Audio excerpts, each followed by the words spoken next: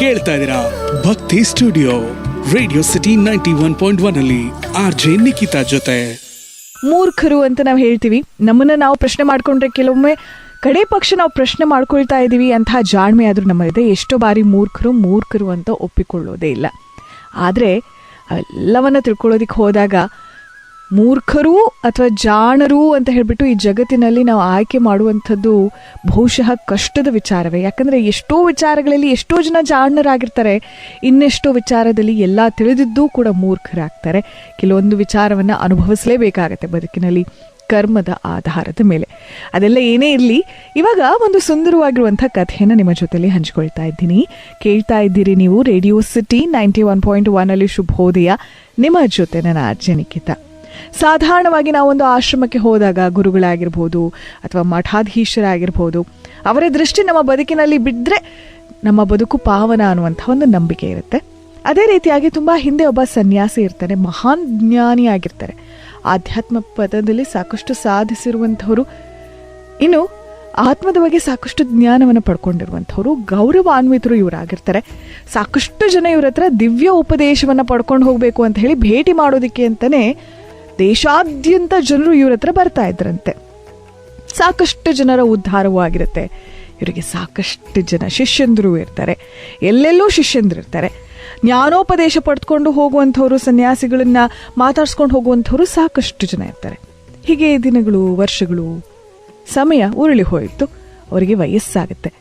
ಅವರ ಮನಸ್ಸಿಗೆ ಬರುತ್ತೆ, ಇನ್ನು ನಾನು ಭೌತಿಕ ಶರೀರವನ್ನು ಬಿಡಬೇಕಾದಂತಹ ಸಮಯ ಬಂದಿದೆ ಅಂತ ಹೇಳಿ ಅವರೇನು ಮಾಡ್ತಾರೆ, ನಾನು ಭಾಗವತ ನಾಮಸ್ಮರಣೆಯನ್ನು ಮಾಡ್ತಾ ಮೃತ್ಯು ದೇವತೆಯನ್ನು ಕಾಯ್ತೀನಿ ಅಂತ ಹೇಳಿ ನಾಮಸ್ಮರಣೆಯಲ್ಲಿ ನಿರತರಾಗ್ತಾರೆ.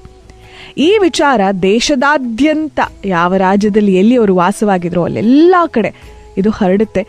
ಸಾಕಷ್ಟು ಜನ ಅವರ ಕೊನೆಗಾಲ, ಸನ್ಯಾಸಿಗಳ ಕೊನೆಗಾಲ, ಹೋಗಿ ಶ್ರೀಗಳನ್ನು ಮಾತಾಡಿಸ್ಕೊಂಡು ಬರೋಣ, ನಾವು ಅವ್ರ ಹತ್ರ ಏನಾದರೂ ಜ್ಞಾನೋಪದೇಶ ನಮ್ಮ ಬದುಕಿಗೆ ಬೇಕಾಗಿರುವಂಥದ್ದನ್ನು ಹೋಗಿ ಕೇಳ್ಕೊಂಡು ಬರೋಣ ಅಂತ ಬಂದರೆ, ಇನ್ನೆಷ್ಟೋ ಜನ ನನ್ನ ಬದುಕಲ್ಲಿ ಈ ಒಂದು ಯಶಸ್ಸನ್ನು ಸಾಧಿಸೋದಕ್ಕೆ, ಶ್ರೀಮಂತನಾಗೋದಕ್ಕೆ, ಸಂಪಾದನೆ ಮುಖಾಂತರ ಸಮೃದ್ಧಿ ಮಾಡೋದಕ್ಕೆ ಏನಾದರೂ ಅವ್ರು ನನಗೆ ವಿಚಾರಗಳನ್ನು ತಿಳಿಸ್ತಾರಾ ಅಂತ ಹೇಳಿ ಸ್ವಾರ್ಥಕ್ಕಾಗಿ ಯೋಚನೆ ಮಾಡ್ಕೊಂಡು ಬಂದಿರೋರು ಇದ್ರು. ಅವರಲ್ಲಿ ಒಬ್ಬ ವ್ಯಕ್ತಿ ಇರ್ತಾನೆ, ತುಂಬ ಸಂಪನ್ನನಾಗಿರ್ತಾನೆ. ಆದರೆ ನೋಡಿ, ಎಷ್ಟೇ ಸಂಪಾದಿಸಿದ್ರೂ ಜಿಪುಣ ಆಗಿರ್ತಾನೆ. ಇನ್ನೊಂದರ್ಥದಲ್ಲಿ ಕ್ರೂರನೂ ಆಗಿರ್ತಾನೆ, ಮೂರ್ಖನೂ ಆಗಿರ್ತಾನೆ. ಸಂಪತ್ತು ಸಿಗಬಹುದಾ ನನಗೆ ಇವ್ರ ಹತ್ರ ಅಂತ ಹೇಳಿ ಒಂದು ಸ್ವಾರ್ಥ ಉದ್ದೇಶವನ್ನು ಇಟ್ಕೊಂಡು ಬಂದಿರ್ತಾರೆ. ಈಗ ಸಾಕಷ್ಟು ಜನ ಈ ಸನ್ಯಾಸಿಯನ್ನ, ಹಿರಿಯ ಸನ್ಯಾಸಿಯನ್ನ ಭೇಟಿ ಮಾಡೋದಕ್ಕೆ ಅಂತ ಹೇಳಿ ಬರ್ತಾ ಇದ್ದಾರೆ.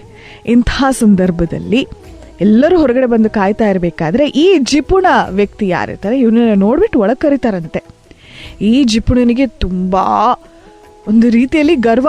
ಇಷ್ಟೆಲ್ಲ ಜನ ಕಾಯ್ತಾ ಇದ್ರು ಕೂಡ ನನ್ನನ್ನೇ ಕರೆದ್ರಲ್ಲ ಇವರು, ನಾನೇ ತುಂಬ ಬುದ್ಧಿವಂತನ ಅನ್ಸಿರ್ಬೇಕು, ನಾನು ದ ಚೋಸನ್ ಒನ್ ಅಂತ ಹೇಳ್ತೀವಲ್ಲ, ನನ್ನನ್ನೇ ಅವರು ಆಯ್ಕೆ ಮಾಡಿದ್ದಾರೆ ಅಂದರೆ ನನ್ನಲ್ಲೇನೋ ಒಂದು ವಿಶೇಷವಾದಂತಹ ಶಕ್ತಿ ಇದೆ ಅಂತೆಲ್ಲ ಒಂದು ರೀತಿಯಲ್ಲಿ ಅಹಂಕಾರದ ಯೋಚನೆಗಳು ಅವನ ಮನಸ್ಸಿನಲ್ಲಿ ಬರುತ್ತೆ.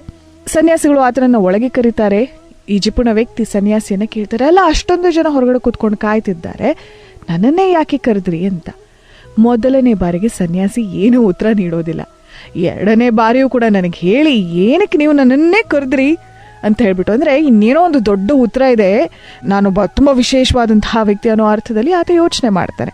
ಆಗ ಸನ್ಯಾಸಿಗಳು ಏನು ಹೇಳ್ತಾರೆ ಗೊತ್ತಾ, ನೋಡಪ್ಪ, ಹೊರಗಡೆ ಕೂತಿರೋರನ್ನ ನಾನು ಇನ್ನೆಲ್ಲಾದರೂ ಭೇಟಿ ಮಾಡ್ತೀನಿ, ಕಡೆ ಪಕ್ಷ ಸ್ವರ್ಗಲೋಕದಲ್ಲಾದರೂ ನಾನು ಭೇಟಿ ಮಾಡ್ತೀನಿ, ಆದರೆ ನಿನಗೆ ಸದ್ಗತಿ ಅನ್ನೋದೇ ಇಲ್ಲ. ಅದಕ್ಕಾಗಿ ನಿನ್ನನ್ನು ಕೊನೆಯದಾಗಿ ನಾನು ಮಾತಾಡಿಸಿ ಹಿತೋಪದೇಶ ನೀಡೋಣ ಅಂತ ಹೇಳ್ಬಿಟ್ಟು ಕರೆದೆ ಅಂತ ಹೇಳಿ. ಒಂದು ರೀತಿಯಲ್ಲಿ ಸಿಡಿಲು ಬಡ್ದ ಹಾಗೆ ಆಗುತ್ತೆ ಈ ವ್ಯಕ್ತಿಗೆ. ಅವತ್ತಿನ ದಿನ ಅವನ ಬದುಕನ್ನು ಬದಲಾಯಿಸಿಕೊಳ್ಳೋದಕ್ಕೆ ಯೋಚನೆ ಮಾಡ್ತಾನಂತೆ. ಏನಕ್ಕೆ ಅವರು ಹಾಗೆ ಹೇಳಿದ್ರು, ಹಾಗಿದ್ರೆ ನನ್ನ ಬದುಕನ್ನು ನಾನು ಹೇಗೆ ಸಾಗಿಸಿದ್ದೀನಿ ಅಂತ ಹೇಳಿ ಅವಲೋಕನ ಮಾಡೋದಕ್ಕೆ ಮುಂದಾಗ್ತಾನಂತೆ.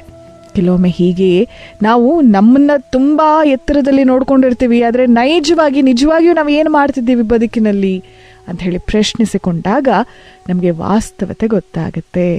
ಹೇಗನ್ನಿಸ್ತು ಈ ಕಥೆ ನನಗೆ ಸಂದೇಶ ಕಳಿಸಿ 9586060601ಗೆ ಮತ್ತೊಮ್ಮೆ 9586060601ಗೆ.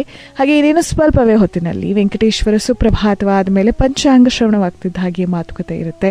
ಅದಾದಮೇಲೆ ವಾಸ್ತುವಿನ ಸಲಹೆಯನ್ನು ನೀಡೋದಕ್ಕೆ ನಮ್ಮ ಜೊತೆಯಲ್ಲಿರ್ತಾರೆ ವಾಸ್ತು ತಜ್ಞರಾಗಿರುವಂಥ ಪಂಡಿತ್ ಪಾವನ್ ಶರ್ಮಾ ಗುರೂಜಿಯವರು.